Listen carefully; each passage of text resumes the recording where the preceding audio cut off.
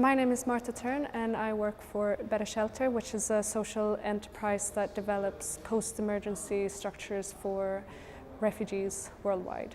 And we have been working on the design since 2009 and we started shipping out shelters in 2015.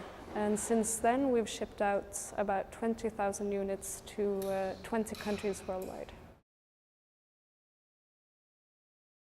The shelter is designed to be a more permanent, a more safe structure for people living in displacement. It's a steel structure that you can set up in 4 hours, clad with plastic panels. It has a door, it has 4 windows and ventilations, and a solar-powered lamp. The IKEA Foundation has been supporting us since 2010, which is when we became a partner of the IKEA Foundation and the UN Refugee Agency, UNHCR.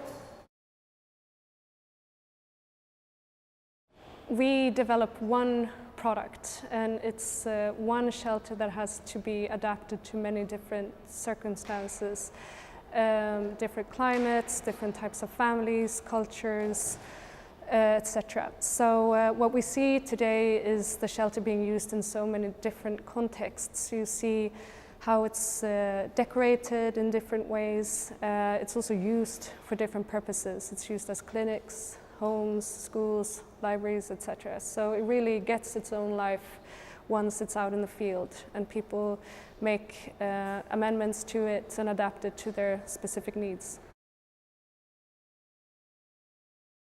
We participated in Nairobi Design Week 2018 when we set up a shelter in Nairobi and also did a talk about the work that we do. And now we're also collaborating on the Refugees Pavilion at the London Design Biennale 2018 to give a voice to the stateless people.